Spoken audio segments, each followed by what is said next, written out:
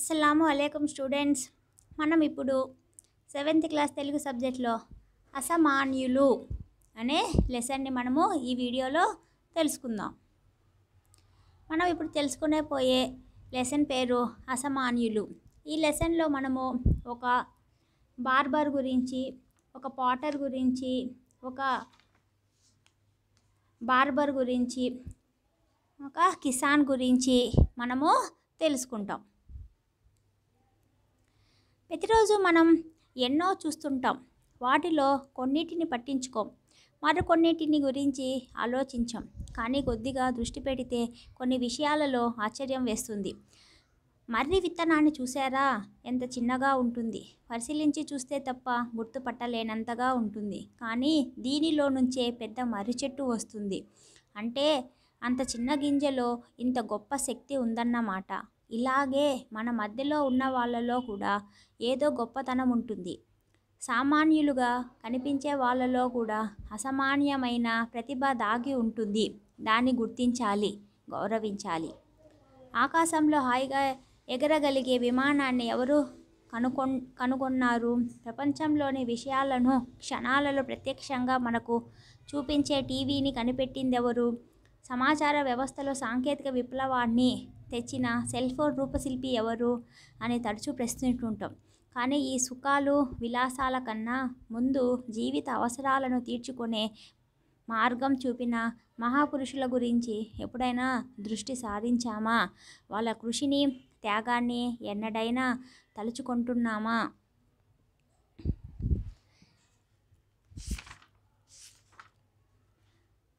ఆహారం లేకుంటే ఏ ప్రాణి బ్రతకదు.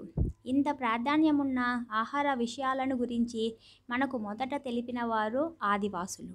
అడవులలో అమ్మ ఒడిగా, కొండ కోణలో తోడు నీడగా జీవిస్తారు. వాళ్ళు రేయింబగళ్ళు ప్రకృతితోనే కలిసి ఉన్నారు. ప్రకృతిని బాగా పరిశీలిస్తారు. ఏవి తినాలో, ఏవి తినకూడదో చెప్పారు. అలా చెప్పడానికి వాళ్ళు ఎన్నో ప్రయోగాలు చేశారు. వాటిని రుచి చూశారు. ఈ ప్రయోగాలలో కొన్ని సందర్భాలలో కొందరు ప్రాణాలు కూడా వదిలారు. జంతువుల మాంసం తినడానికి ముందు ఆయా జంతువులను పరిశీలించారు. ఆ జంతువుల ఆహారపు అలవాట్లపైన దృష్టి పెట్టారు. అప్పుడు ఇది తినవచ్చా, ఇది తినకూడదని చెప్పారు. చెట్లను గురించి వాళ్లకు తెలిసినంతగా ఎవరికీ తెలియదనడం అతిశయోక్తి కాదు. వాళ్ళు శాస్త్రజ్ఞులే. రోగాల బారిన పడినప్పుడు చెట్ల మందులతోనే ఆరోగ్యాన్ని తిరిగి పొందారు. ఈ విషయాలలో గురువులై వారు తరువాతి తరాలకు తోవ చూపారు. పల్లెటూరి వారి పనితనాన్ని తెలిపేలా, వివరించేలా ఎన్నో పాఠాలు కూడా ప్రాచుర్యంలో ఉన్నాయి. గ్రామంలోని వివిధ పనులు, వృత్తులు చేసేవారు ఒకరిపై ఒకరు ఎలా ఆధారపడతారో వివరించే పల్లె పాటలు మనకు ఎన్నో అందుబాటులో ఉన్నాయి. నిత్యం మనం వాడుకునే ఒక వస్తువు, అది కంచం కావచ్చు, మంచం కావచ్చు, టేబుల్ కావచ్చు. వీటిని తయారు చేయాలంటే వడ్రంగి, కమ్మరి, ఇతర పనివారు కృషి చేయాల్సి ఉంటుంది. ఇలా వృత్తులన్నీ ఒకదాని మీద మరొకటి ఆధారపడి ఉంటాయని గుర్తించండి. అట్లాగే ఒక సోల తయారు కావడానికి వెనుక ఎందరు వృత్తి పని వాళ్ళ కష్టం దాగుందో ఆలోచించండి. ఒకరికొకరు చేదోడు వాదోడుగా ఉంటే తప్ప సమాజం సజావుగా సాగదు. ప్రతి వృత్తి పవిత్రమైనదే. ప్రతి వృత్తి పనిలోనూ ఎంతో కష్టం, నైపుణ్యం, త్యాగం కలగలిసి ఉంటాయి. కాంతిని చూసి మురిసిపోతాం, కానీ ఆ కాంతినివ్వడానికి కరిగిపోయే కొవ్వొత్తిని గురించి ఎప్పుడైనా ఆలోచిస్తున్నామా? ఎండాకాలం వచ్చిందంటే చాలు, కుండలకు, కూజాలకు మహా గిరాకీ. కుమ్మరి చక్రం నుండి బంకమట్టి నుంచే. బంకమట్టి ఊరికే తయారవుతుందా? మెత్తటి మట్టి, బూడిద లేదా రంపపు పొట్టు, సన్న ఇసుకను కలిపి దీన్ని తయారు చేస్తారు. ఈ మూడింటిని కలిపి కాళ్ళతో బాగా తొక్కుతారు. చెమటోడ్చి సిద్ధం చేసిన ఈ బంకమట్టిని బండి చక్రం లాంటి సారె మీద పెడతారు. చక్రం తిప్పుతూ చక్రం మీద పెట్టిన బంకమట్టిని చేతివేళ్ల కొనలతో చాకచక్యంగా నొక్కుతారు. అత్యంత ఆశ్చర్యకరంగా అనుకున్న రూపాలు అమాంతంగా వచ్చేస్తుంటాయి. ఆ చేతుల్లో ఇంద్రజాల విద్య ఉందా అని అనిపించక మానదు.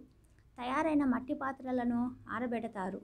తర్వాత కుమ్మర ఆములో పెట్టి బురద మట్టితో కప్పేస్తారు. దీనివల్ల కొలిమిని మండిస్తే అన్ని పాత్రలకు ఆ వేడి అందుతుంది. పాత్రలన్నీ బాగా కాలి గట్టిగా తయారవుతాయి. మనం ఉపయోగించుకునే మట్టి పాత్రల వెనుక ఇంత తతంగముంది. నగలంటే ఇష్టం లేని వాళ్ళెవరైనా ఉంటారా? మెడలో హారాలు, చేతులకు కడియాలు, గాజులు, చెవిలో కమ్మలు, ముక్కు పుడక, నడుముకు వడ్డానం, కాళ్ళకు కడియాలు, గజ్జెలు, వేళ్లకు ఉంగరాలు, ఇలా ఎన్నెన్నో ఆభరణాలు ఆపాద మస్తకం ధరిస్తారు. బంగారం అంత సులభంగా కరగదు. బంగారాన్ని మూసలో పెట్టి బొగ్గుల కొలిమిలో ఉంచి కరిగిస్తారు. నిప్పు రాజేయడానికి నిప్పుల కనకన లాడేలా మండడానికి బాగా ఊదాలి. బంగారు పనిచేసే వాళ్ళు ఇలా ఊది ఊది అనారోగ్యపు బారిన పడిన సందర్భాలు ఎన్నో. మనము ఈ వీడియోలో ఒక బంగారు పని చేసే వాళ్ళ యొక్క వెనకల మన బంగారు వస్తువులు తయారు చేసే వాళ్ళు ఎంత కష్టపడి వాటిని తయారు చేస్తారు. అట్లానే ఒక కుమ్మరి అంటే మనకి కుండలు తయారు చేసే వాళ్ళ ఒక కుండ తయారవుతుంది అంటే దాని వెనకల ఒక కుమ్మరి యొక్క ఎంత పనితనం అనేది ఉంటుందో మనకి ఈ లెసన్లో తెలుపుతుంది. దీనికి సంబంధించిన మిగిలిన ఎక్స్ప్లెనేషన్ అనేది మనం ఆన్లైన్ క్లాస్లో చూద్దామా. అల్లా హాఫీజ్.